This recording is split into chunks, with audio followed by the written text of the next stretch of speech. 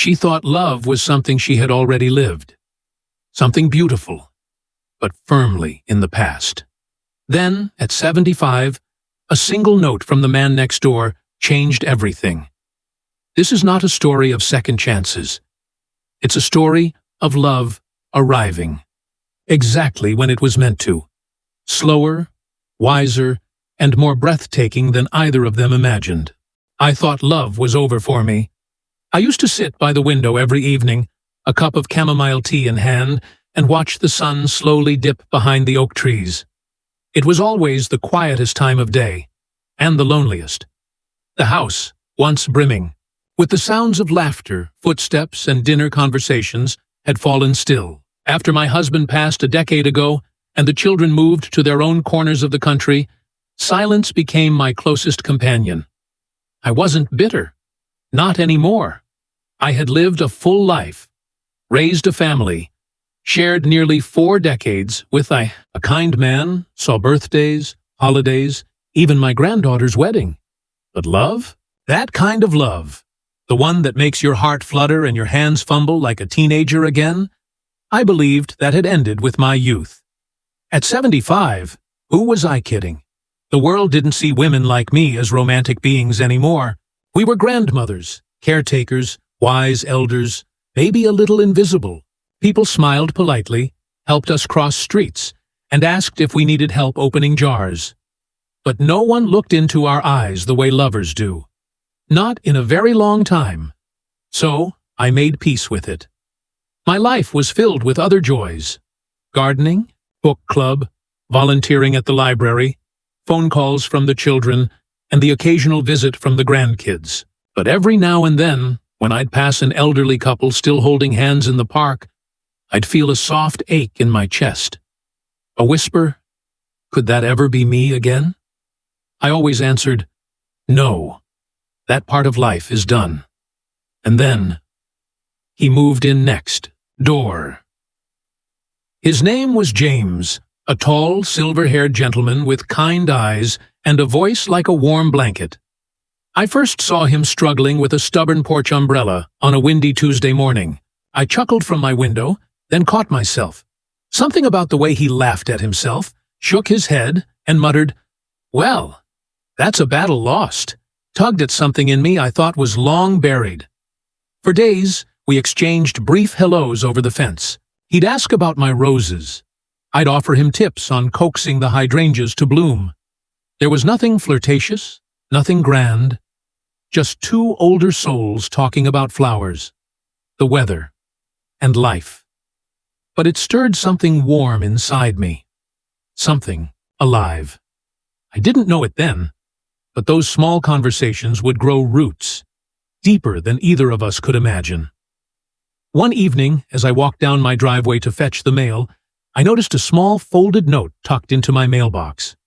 No envelope, just a simple handwritten card. Would you care for some company on your porch one of these evenings? I make a pretty good cup of coffee. James. My hands trembled as I held the note. My heart, which had stayed quiet for so long, suddenly thudded against my chest. At 75, I had already lived through the best years of love. Or so I believed. But in that moment, standing there in my slippers with a note in hand and a blush on my cheeks, I realized something. Maybe love doesn't end. Maybe it just waits for the right season to bloom again. A smile across the garden fence. The next morning, I stood at the kitchen counter holding James's note like it was something sacred. My fingers traced the edges, worn soft from the number of times I'd unfolded and reread it. Would you care for some company? Such a simple invitation, and yet it had shaken something loose in me, something tender, something long asleep. I told myself not to make a big deal of it. He's just being neighborly, I whispered aloud, as if saying it might protect me from hoping too much. But the truth was, hope had already crept in, quietly, like spring sunlight through lace curtains. That evening, I made a pot of coffee, even though I rarely drank any past noon. I brought out the old blue mugs, the ones I used to save for guests. I brushed my hair and swapped my usual house sweater for a blouse I hadn't worn since my granddaughter's graduation. When the doorbell rang at 6 o'clock sharp, my heart was pounding like a girl's before her first date. James stood there with a shy smile and a plate of warm banana bread. "My daughter's recipe," he said. I tried not to ruin it. Sat on my porch, sipping coffee, sharing bread, and watching the dusk settle over our little street. For the first 20 minutes, we talked about the usual things: our gardens, the noisy squirrels, the neighbor's curious cat. But gradually, the conversation shifted. He told me about his wife, how he lost her 6 years ago, how the mornings were the hardest because he still reached out to her side of the bed without thinking. I listened quietly, my eyes stinging, with tears I didn't expect. There was no awkwardness in his pain, only honesty. And in that honesty, something unspoken passed between us. A recognition. We had both loved deeply. We had both lost. Then it was my turn. I spoke of Harold, my late husband. How he used to hum Sinatra while mowing the lawn. How he could never remember where he put his reading glasses. How his passing left a silence so heavy I thought I might never breathe right again. James nodded, not out of pity, but understanding. There's a certain way only those who've lived through long love and long grief can listen, with their whole heart. That's how he listened to me, and that's when I realized it wasn't romance that was returning to my life. Not yet. It was connection. Real, slow, sacred connection. The kind that blooms not in a rush, but in glances, in shared silences, in the gentle unfolding of stories held for too long. As the stars began to blink awake above us, James leaned back in his chair and said, "I've lived next to people my whole life, but I've never really seen anyone the way I see you right now." I didn't know what to say. I just smiled, shyly, and looked down at my coffee cup. That night, as I lay in bed staring at the ceiling, I didn't feel alone. For the first time in years, I felt seen. Not as someone's mother, someone's grandmother, someone's widow. Just as me. And all it took was a smile across the garden fence. "Do you want to dance with me?" It had been 3 weeks since James and I first sat on my porch and shared banana bread and memories. Since then, our evenings together had quietly become a new kind of ritual. Sometimes it was tea, sometimes coffee, sometimes just the quiet hum of conversation while the sky turned to velvet above us. We never called them dates. That word felt too young, too fast, too fragile. But the truth is, my heart was waking up, one gentle step at a time. One Friday evening, just as a soft breeze rustled through the hydrangeas, James arrived with something different. Tucked under his arm was a small portable speaker. He looked almost sheepish. "I hope you don't think this is silly," he said, placing it gently on the porch table. "I heard this song this morning and, well, I thought of you." He pressed play, and the gentle sound of Nat King Cole's Unforgettable filled the air. It was like someone had opened a time capsule, and for a moment, I was back in a dress shop in 1967, hearing that song for the first time as a young bride-to-be. James held out his hand. "Would you like to dance with me?" I stared at him, caught between surprise and something sweeter. No one had asked me that in over 30 years. Not since Harold. I felt the edges of old grief rise up, but alongside it came something unexpected. "Joy. I haven't danced in a long time," I whispered. "Neither have I," James said with a soft chuckle. "But I'm willing to step on your toes if you'll let me try." With a nervous laugh, I stood and took his hand. It was warm and steady, and just like that, we were swaying together under the fading light. Two old souls wrapped in music and moonlight. We didn't say much. We didn't need to. The music did the talking, filling the spaces between our silences with all the things words couldn't reach. The loneliness we'd carried, the lives we'd built, the courage it took to open our hearts again. In those few minutes, I wasn't 75. I wasn't a widow. I wasn't someone people passed by with polite smiles. I was a woman, dancing. And James, he wasn't just a neighbor anymore. When the song ended, we stood for a moment in the hush that followed. Then he looked at me with that quiet gentleness that had become his signature and said, "I don't know what this is, but I do know I look forward to seeing you every day." I nodded, unable to speak, because I felt it too. Not just excitement, not just companionship, but something deeper, something healing, something real. That night, after James had gone home and the house settled back into stillness, I stood barefoot in my living room and played that song again. I let it echo through the walls that had held so much silence. And I danced, alone this time, but with a heart that felt full in a way I hadn't known in years. Maybe we don't stop dancing because we grow old. Maybe we grow old because we stop dancing. And maybe, just maybe, love finds us again when we least expect it. In the arms of someone brave enough to ask. I found my forever. After 70, it's a funny thing, how quickly a quiet companionship can grow roots and start to bloom. I used to measure my days by the time between phone calls from my children or visits to the market. Now, I found myself measuring them by glances across the garden, shared cups of coffee, and the comforting sound of James's footsteps approaching the porch. We never made any grand announcements. There were no declarations, no labels, just more time together. Lunches at the local diner, afternoons sitting side by side reading, mornings spent weeding the flower beds and trading secrets about tomatoes and sun exposure. It wasn't loud. It wasn't passionate in the way younger folks might understand, but it was real, calm, steady, and healing. Still, the world around us had its questions. One afternoon, my daughter called and asked, "Mom, are you seeing someone?" There was a pause in her voice, a mixture of surprise and worry.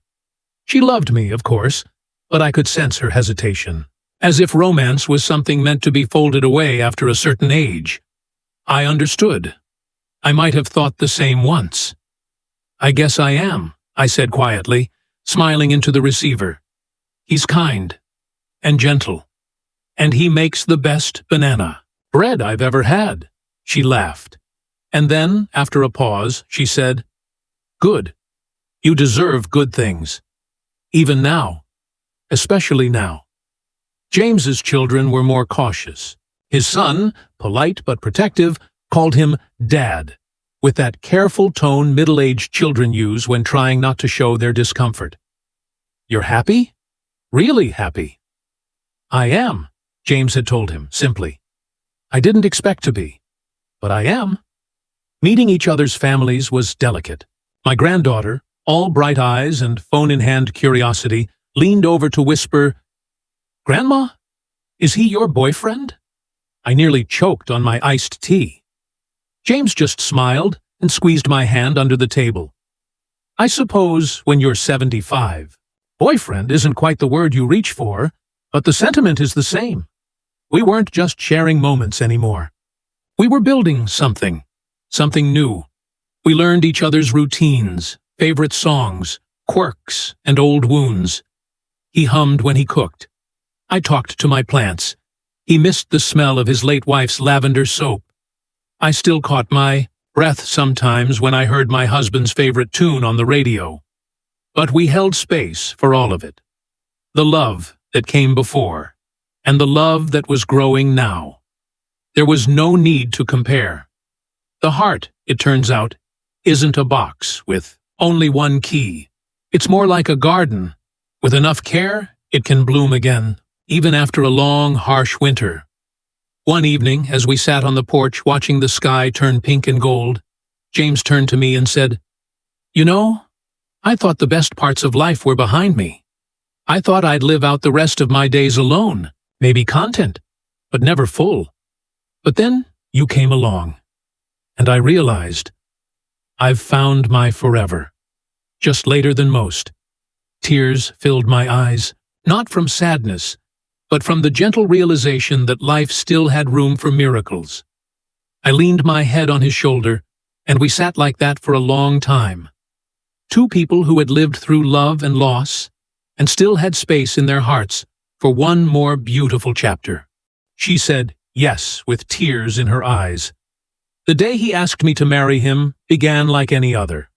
Quiet, gentle, familiar. The kettle whistled, the robins chirped. James waved from his porch as I watered my begonias, and I waved back, smiling. That's how life had become with him, full of simple joys that made my world feel whole again. I wasn't expecting anything different. At our age, surprise proposals aren't the kind of things you read about in magazines or see in movies. Most people think everything exciting has already happened by 75, but I've learned that love doesn't keep track of age. It keeps track of moments. And that day was one I'll never forget. That afternoon, James asked if I'd like to go back to the little park down by the lake. The one where we'd had our first accidental picnic months earlier. The one with the crooked benches and the giant willow tree. I agreed, of course, happy just to spend another day in his company. We brought sandwiches, thermoses of tea, and a blanket that had once belonged to his late wife. Soft, blue, and well-loved. I noticed he was a bit quieter than usual, but I didn't press. I figured maybe something was on his mind. Perhaps a memory. Perhaps a moment of reflection. That's how it is with us elders. We carry long histories inside us, and sometimes they rise like waves without warning. We sat beneath the willow as the breeze danced through its branches. It was peaceful, sacred almost. And then, as the sun dipped low and the golden hour painted the sky, James turned to me. He didn't kneel. At our age, the knees don't allow for such theatrics. And besides, he didn't need to. He simply reached into his coat pocket and pulled out a small velvet box. His hands trembled slightly, but his voice was steady and warm.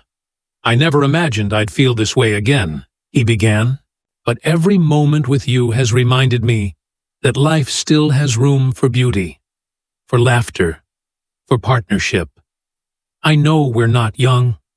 I know we carry memories and losses and lines around our eyes, but I also know this. I want to wake up beside you for however many mornings we have left. He opened the box.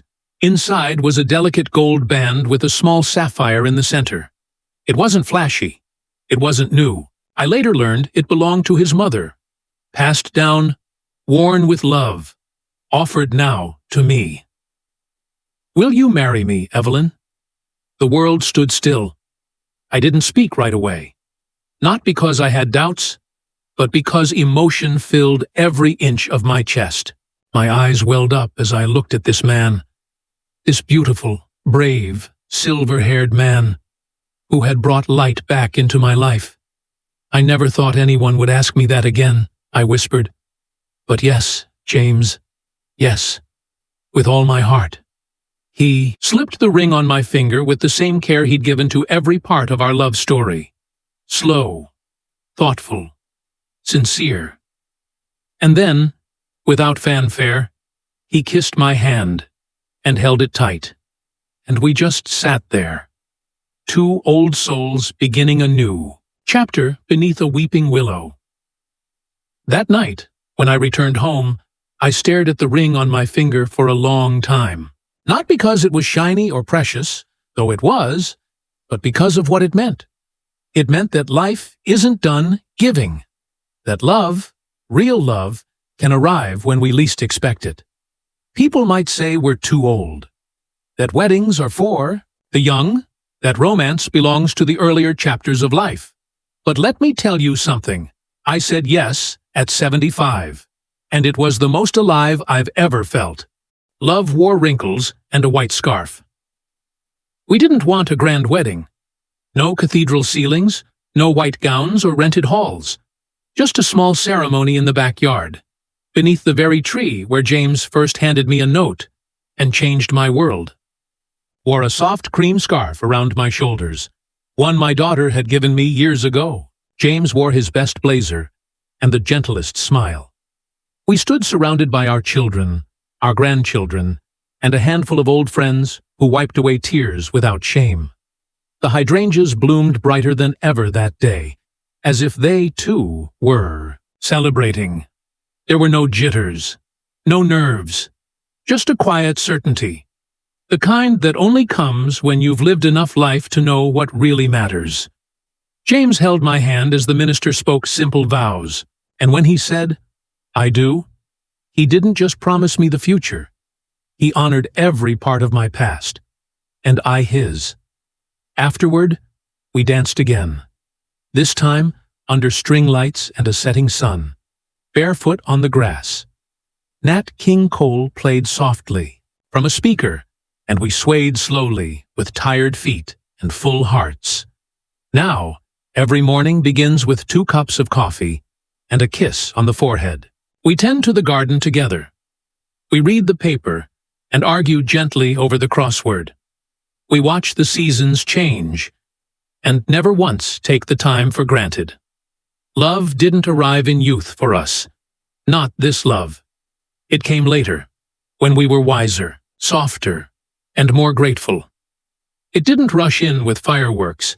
It bloomed quietly, like the roses by the fence, watered by patience and the courage to begin again. And in the end, isn't that what love really is? Not perfect, not always easy, but real, tender, timeless.